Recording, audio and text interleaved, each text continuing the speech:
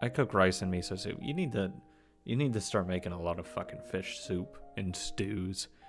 Make that fish last a long time. Preparing them sure was laborious, though I was already sure it was enough to do it flawlessly. I was already used to it enough to do it flawlessly. Thankfully, there were almost all types of seasoning necessary in the kitchen. I cut the big fish into 2 pieces, one half for broiling, plain, and the other with salt.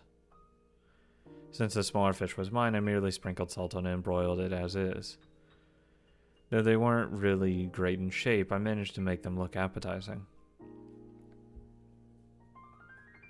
I mean, I could have fucking... The vegetable job gives me enough food for a day. After that, I set the table. What was left then was serve the rice, miso soup, and fish. Dinner's ready. The cats were around my feet even before Ren came. They seemed to have learned the meaning of those words. Hang on a sec, I'm feeding you guys now. I laid plates for the cats that were on the table. They were all behaving themselves while eating. Ren, you can't get another fucking cat. Maybe I should buy some dried cat food for them too. I know it's expensive, but one meal a day wouldn't be enough for the cats. You can't get a pet if you can't even afford to feed yourself. Come on. You're responsible. You guys are children. This is why you shouldn't have run away. This is why I said you shouldn't run away. Let's dig in. Good. Start fishing. You ate so fast. This all broiled one got a better reception than I expected. That's all the food we have. Bitch, you want to go fish? I can share mine with you. No, you're the only one working. That means you should get them more food. You need to have all of your energy possible to keep working. If she's not going to work, then she shouldn't be eating as much as you are. And so we have finished with dinner. At least right now. Before me stood a basket full of laundry. I haven't done any laundry since we came here. To be honest, I wanted to be dedicate as much of my time as I could for procuring food. Not for this kind of housework. Ren! You're not doing anything all fucking day. Go fucking watch this. Ren looked up, lying curled up on the porch with the cat underneath. Riki, you cannot do everything. She has to do something. Well, I'm about to do laundry. I'm running out of clothes to change into. Alright, I'm gonna get it done by noon. Let me know if you've got anything else to wash. I see some of your clothes in the basket too. I looked at the basket and started to make my way to the washing machine. What's wrong? She closed in upon me furiously. Taken by surprise, the cats were just watching me from a distance. Her from a distance. Thank God you're doing something. No, you don't have to. What? Your fucking bra and underwear's in here? What's new? Okay. In the end, she kicked me out along with the rod, bucket, and a straw hat. Like, I'm sorry. I gave up and made my way to the beach. Oh, that's a good fucking beach. I'm sorry, but I'm just so focused on wanting to live that I really just don't care about the relationship. That comes secondary. First is living. But why was she so adamant about it? Washing is so easy, even if I can do it just fine. I can do it just fine. Sometimes I even wash Masato's boxers together with my own clothes back in the dorm. I know she'd seen me doing that. Ah. My feet stopped as it finally dawned on me.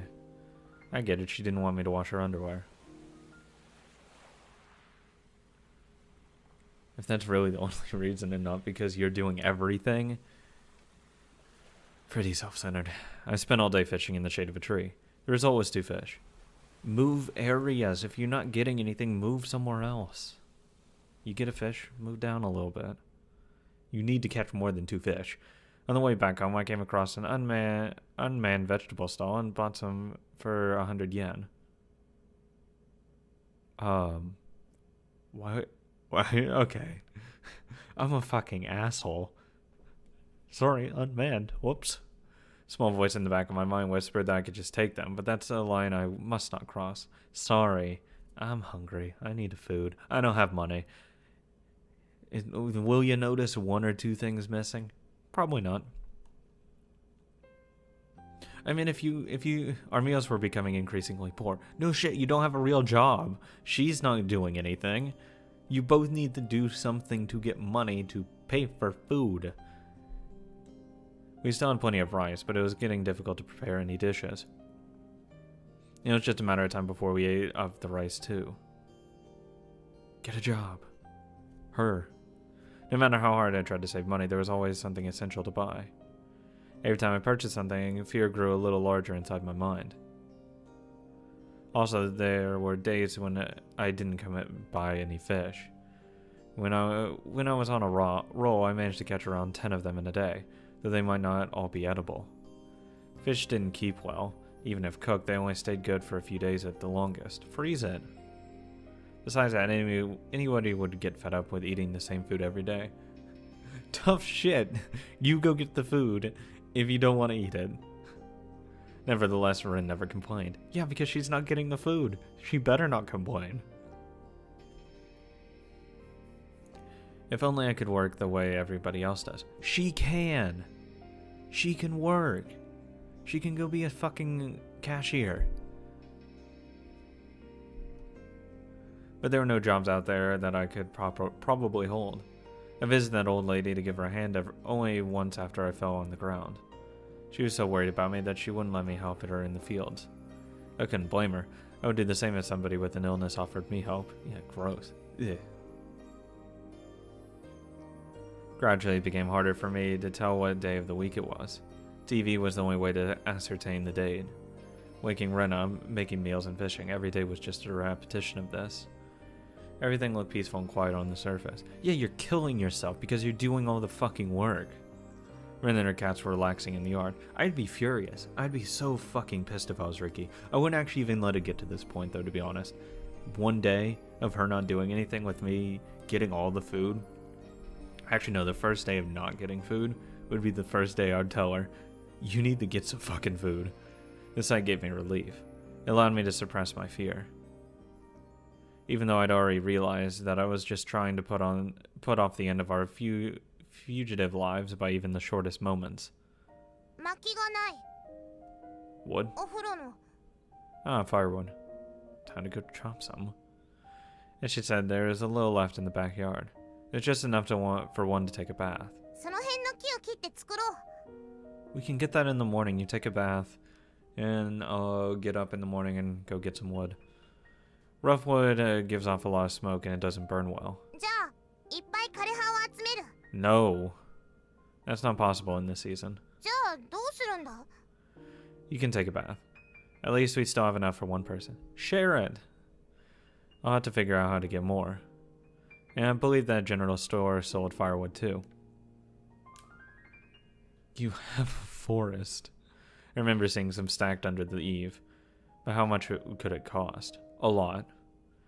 It couldn't be that expensive, but I must not forget that we were pressed for money. I threw the piece of firewood into the fire one by one, and put less water in the tub than usual. By doing that, the water should get hotter soon. Bath is ready. Nodding to me, Ren went in the changing room with fresh clothes to change into. Her voice came through the lattice window. What's up? I swear to God if you want to bitch some more. Sorry, I need to hear it. Bear with it, because you know there's not much firewood left.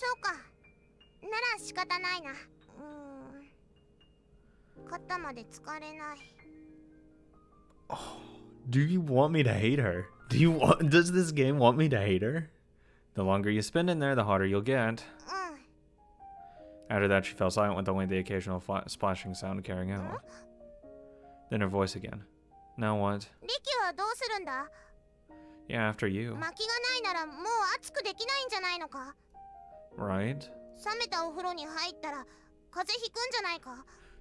So, speed it up. That's the idea.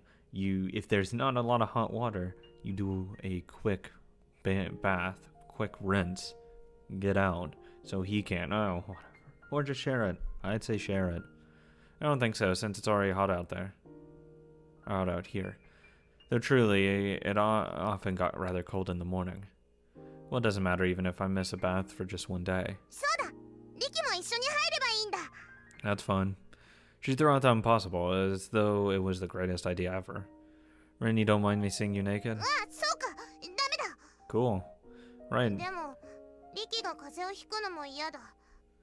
I don't mind going without a bath. 臭いやつが隣で寝てるのもなんか嫌だ。 I'll sleep in another room. それも嫌だな。 You have to compromise a little here. 妥協か。 Yeah, compromise is you getting in the bath. じゃあリキと入る。 Are you sure? It's not that big of a deal. Oh my god. My back is against hers. Oh no, we're touching backs. So fucking lewd. There's nothing between us. I've never experienced anything like this. I'm glued so closely to her. I could hear the beating of my heart. It was so loud that I was afraid even Ren could feel it through my back. She must also be really nervous. She wasn't moving an inch. Maybe I should start a conversation to let us relax a little. No, I can't. Hey, you feel pretty good. Not with my heart pounding this hard. I can't think of anything to talk about. I was going through puberty too. How can you blame me? Wait, who am I making excuses to? What's with all this sweat running down my forehead? Of course it's just caused by the elevation in temperature. Sorry, who am I fooling? Just as you imagined, it's all from my nervousness. Who's you? Fuck. Wait, I did it again. Who the heck am I talking to? I'm sure it would make much more sense to talk to Rin instead of someone inside my head. You're not supposed to recognize me, Riki. Go away. Alright, let's find a subject. Ugh. I'm sorry, but I think anything I'd say would just scare her out of her skin. Not to mention piss her off. In this situation, pretty much anything you can say can sound dirty. If I were to say it's warm, it would be taken as your back is. This bath is warm. This water is nice. I'm fucking so stressed out. If I were to say it's narrow in here, it could make her aware of our backs sticking together tightly to each other, or it could imply that she's fat. And if I were to say something like it feels good, she would definitely think of me as a pervert. But maybe she's been waiting for me to start chatting to change this mood. That's to be it. In spite of that, God, what the hell am I doing? Yeah, I get the message already. You don't need to speed up anymore. He's gonna have a fucking stroke. No, I'm highly certain that anything I say right now will definitely go into a falsetto from tensiousness. I'll go into a falsetto. There's a mistake. I'll squeak like a 4-year-old. Then she'll realize just how nervous I am, and the atmosphere will explode into awkwardness. I get it. That's not going to happen if I speak in as low voice as I can. And my voice will rise to the normal range even if I crack into a falsetto. Alright, Riki, don't let her realize you're nervous. Just make your voice low. My voice is already like 8 octaves lower than his.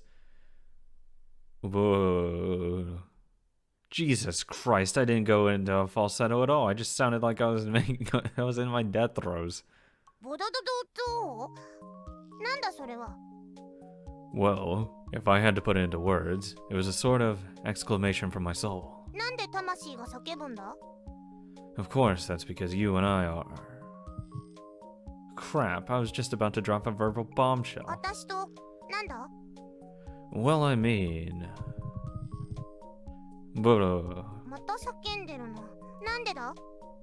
Because, The dialogue kept going in circles like this. You're a fucking failure, Riki. Get the hell out of my house. Okay, I'm leaving. Good. Riki, Ren, work, please. I don't want to hate you and think you're just a good-for-nothing fucking leech that's just leeching off all of my work. I set off to go fishing, which had been one of my daily routines. Like, this would be different if Ren or Riki was self-sustaining perfectly, and that he could get enough to sustain each of them prolonged periods of time.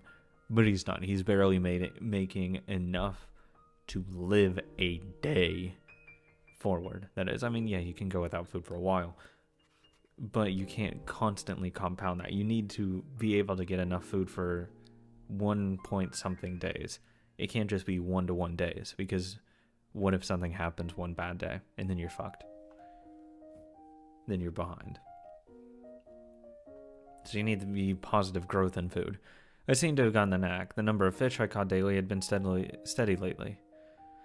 To add to that, I was apparently improving at cooking as well. But we've only had fish recently. Who cares? Are you gonna hunt chicken next? rice, fish, plus something. These were all we ate every day. Actually, if you could find some chickens and a rooster, that wouldn't be the worst idea. It would be some form of sustainable food. The cats never got tired of the fish heads and other unsavory bits. If only we were cats too. As soon as I reached the seashore, I started getting ready to fish. Since I had no bait, I had to look around for something to use. I often caught earthworms or small bugs around the area. When capturing an edible tiny fish, I used that for bait also. I thought once the water warmed up, I should be able to dive in for other things to eat, but for now scooping with the net worked well. I carefully hooked a worm, and I lightly cast out the rod and waited for a while. If nothing came, I reeled up the line and did it again. After I'd repeated the process a few times, I felt a nibble on my line. But it didn't jump into action immediately. I only began to reel off the line when the game gave a bigger nibble and grabbed hold on the struggler. Putting the fish I caught in the basket, I started working on the next one, without a word, just by myself. The task for the afternoon was to gather wild vegetables in the mountain. This area was so rich in nature that you didn't need to step too deep into the woods for that purpose. This is what Ren could be doing. Or she could be fishing and you could be doing this. Split the labor, please. I was already so used to it, I could tell the edible ones apart from experience. Brackens, which I thought were springtime ferns, grew bountiful in the wild. I carefully detached the fiddleheads from the stems. I didn't have to get that big a load because there were only Ren and me to eat them. Get it for future days. She didn't seem to like the bitterness much, although she restrained herself and ate them because we need vegetables too. I had gathered enough to fill a shopping bag. I decided it was time to go back home. No. Somebody spoke to me. I turned around, praying for the owner of the voice to be someone who would help us. That was, however, a silly prayer to have. I must have been too tired to realize my folly. In front of me stood a police officer.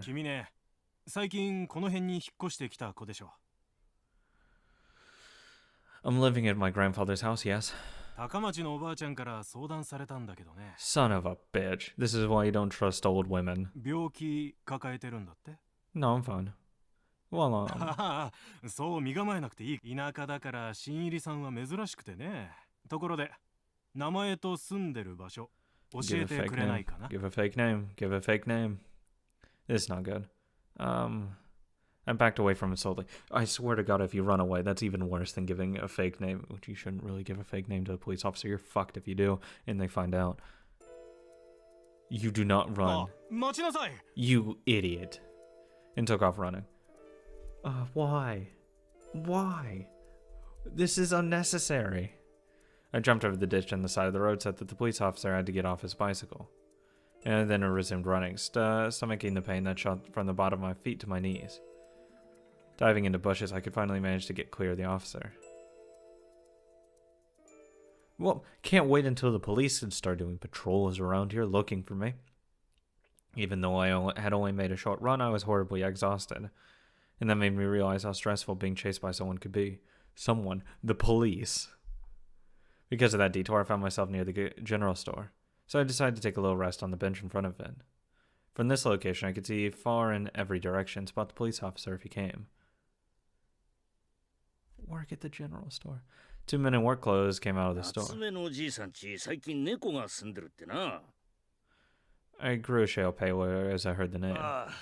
通りかかると庭とかで見かけるって。餌とかどうしてるんだろうな。その辺の子供がかくまってるんじゃないか。そうだな。あそこもう誰も住んでいないし。He is dead. Not a surprise. What? Nobody lives there. What about Ren's grandfather? Does he no longer live there? That's a lie, right? He's dead. He's old. Probably had an accident. I was watching the backyard. I reminisced of us little busters having our training camp here. Since what we did back there and was expressed by our team name, Vanquish Evil, the purpose of the camp was to become stronger. The entire training was directed by Kyosuke's grandfather. The part I remembered most vividly was that the 4 boys pretended to be 2 adult men by piggybacking inside a tall coat and tried to buy as much bottled booze as possible. Really? Really?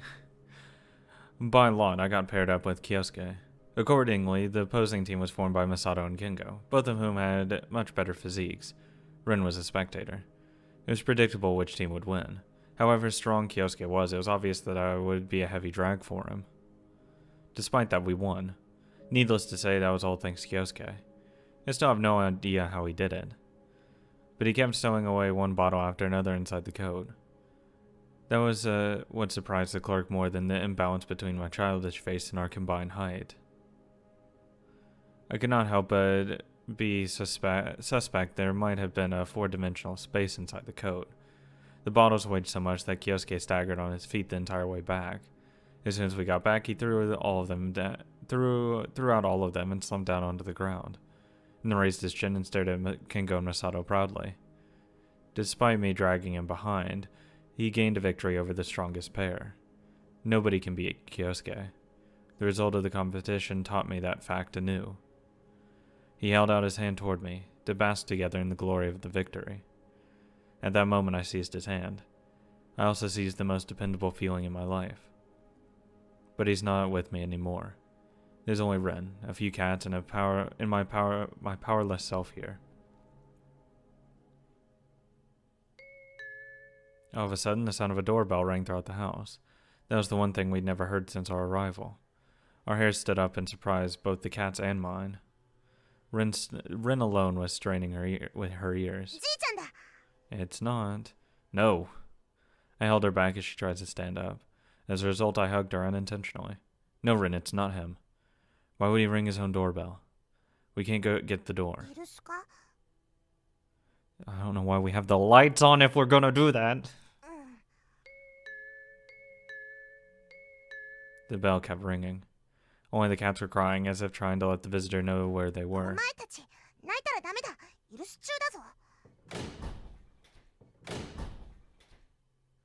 The one outside began pounding on the door hard. Jesus. As though telling us that they were in here. I know they know that. Eh? I strained my ears and heard people speaking in the backyard. Did I lock the windows over there? No, they were all unlocked. This is freaking me the hell out. The ones outside must be the police. They're definitely gonna come in. We've got to run, Ren. I seized her hand and pulled her up. I did. I ran away from the police. And we're squatting. We're going to be arrested. Turns out we aren't allowed to live here. Yeah, no shit. You can't squat in a fucking place. That's why we have to leave right now. Listen up. I'm turning the lights off. We need to do that to escape from them. Never let go of my hand, Ren. If you do, if she does, I won't get her back ever again. There's no turning back now, Kengo. I switched the lights off. At the same time, the cat started an off-key chorus. Let's get out of here. Oh my god. You know what? Fuck it. I'm gonna live on my own now. We're going in the woods by my fucking self. Fuck you. I'm on the run now. I'm dedicated to this fucking lifestyle now. You can get arrested for squatting. There was the sound of a window sliding open. I had to drag her along. She yelled the cat's name. She wouldn't budge an inch. I'm sorry, but fuck it. You have not contributed anything. At this point, I'm sorry, Ren. I just can't fucking care enough to want to bring you with me. She wouldn't budge an inch.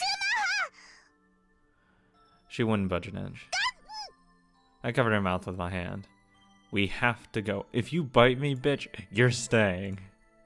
I felt a pain in the palm of my hand. It was a slashing, burning pain. She must have bitten my hand and started bleeding. You know what, bitch? Stay. I flinched. As I did, she took herself free from my herself free from my grasp. Have fun. You know what? I don't care anymore. In this darkness, even though I won't be able to get her back ever again, I had lost her. Many loud footsteps entered the house, and then I heard Ren screaming. But it was just for a blink of an eye. I buried my face in my hands. Ah. Ah.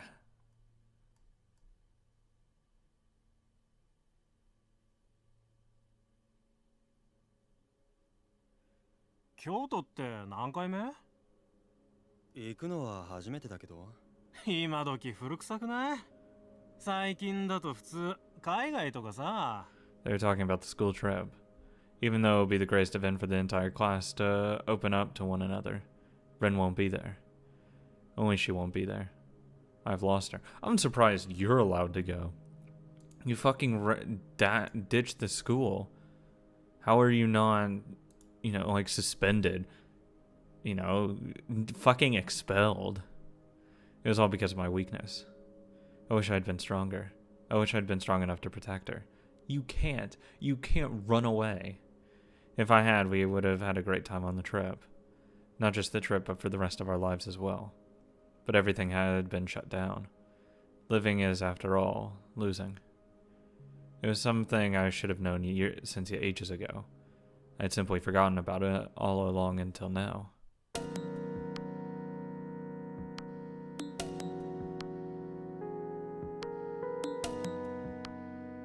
Is that really the fucking ending? Wow. Are you fucking kidding me? What the hell is that? Hey now, are you going to stop in place again? We already saw the fucking credits. I heard the voice, yet again. When I lost my parents, I built a wall around myself to keep other people away. Am I going to escape from reality in the same way yet again? I don't like it. But I'm still as weak as I used to be. So what are you gonna do now? Well, we're gonna fucking be stronger. Clear information. I guess it's time to refrain. Not even a new game. Refrain now.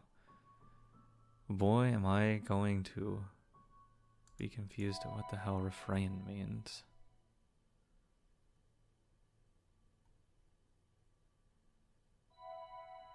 Maybe we'll start getting some real answers.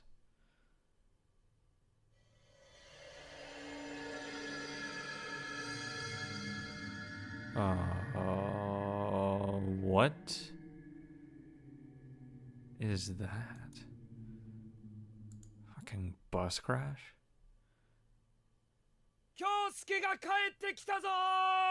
What? A distant voice. It drew me out of my sleep even as I became aware of a bizarre feeling within me. The dream I had been seeing. I desperately tried to hold on to its details. Needless to say, it had been another nightmare. However, it was different from those usual nightmares I kept on seeing over and over. Much more gruesome than any of the others I'd ever seen. Beyond all salvation. It truly had been despair made manifest. I'd never seen such a hideous scene in my entire life. Geez, what parts of my memories had matched up to create that horrible vision? Wait, I think I've got it. The other day I heard a news article about a group of students who had gotten involved in an accident during their school trip. How on earth could I draw such a detailed picture of the accident I knew nothing about except for what I had read on that article? We are fucking dead, aren't we? We had a fucking accident and we're all fucking dead, aren't we? God damn it. The dream that had felt as real as if I was actually experiencing the accident myself. It had been something so terrifying that I would count myself blessed to never see its like again. I immediately gave a silent prayer that I would be the first and last time I saw it. I heard somebody's voice quivering in joy. With a rushed breath, the owner of the voice jumped down to the floor. Masato, where are you going at this hour? I asked timidly. This late at night, where? With his thumb down, he pointed to the floor. Leaving with a daring smile, Masato swung the door open and flew out of the room. Right here, does he mean the dorm? I jumped on my feet without realizing that and chased after Masato into the corridor. Is this gonna be like all the same? I could hear the sound of the tables being overturned in the distance, because that's what I'm curious about. There's a crowd at the entrance of the cafeteria jostling their way inside. I peeked in and sure enough there was a fight. On one side was Masato Inahara, my roommate. Across from him, wearing a hikama, was Kengo Miyazawa. Both of them were my childhood friends. They'd also always been like oil and water, fighting whenever their opinions differed.